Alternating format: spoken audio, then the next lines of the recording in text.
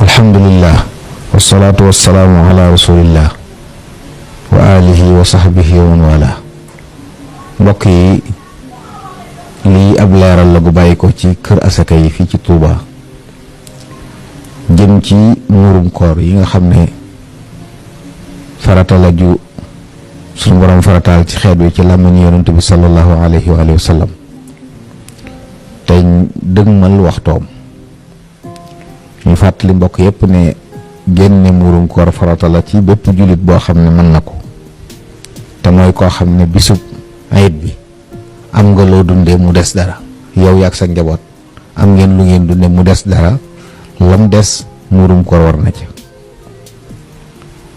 nit ki it da koy génneel boppam ak képp koo xam ne moo ko war a dundal, ay soxnaam, ay doomam yu góor ba ñuy baaleex mën a liggéey, ay doomam yu jigéen ba ñuy dem kër, kon ñu ñëpp moo leen war a génneel muurum koor. waxtu wi ñu koy génne it mooy bu nee weer yi feeñ na, guddi googu nga xam ne moo jiitu ci weeru korite, ci guddi googu buñ xëyee. donte it boroom xam-xam dagal nañ la génne ko lu jiitu ñaari fan ngir joxe ko bu fekkee dañ koy dajale ngir mën koo séddale. ay faqiir lañ ko jox nag ak i miskin, ku yoru dara ak koo xam ne yor na waaye lañ yor doyu ko ci ay julit, waaye nag kenn du ko jox ku dul julit. loolu ñu ngi koy fàttali mbokk yi. ni muy toll it nag ab saa la ci saa yonent bi sallallahu alayhi wasallam. saa nag mooy ñeenti muddu ci muddu yonent bi sallallahu alayhi wa sallam. loolu nag ñu ngi koy génne it ci li not ci dundu dëkk bi nga nekk.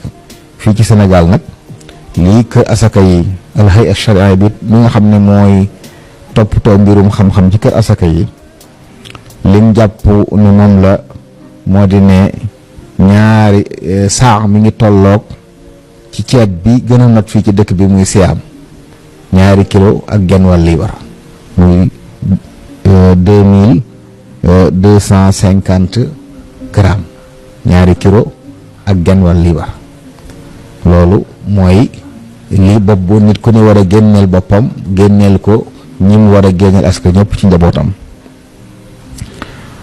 li gën nag mooy génne ko ñam, ndax mooy cosaan, kon mu jënd ut ceeb génne ko mu gën. waaye dagan na it nag génne ko xaalis, boobaa nag liñ ko xayma ren ji mooy bopp bu ne 2 téeméer lay doon.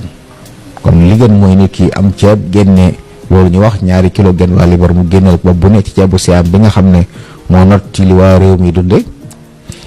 mën na koo génne it ci xaalis bopp bu ne mu génneel ko 2 téeméer ñu jox ko ab faqir wala miskin.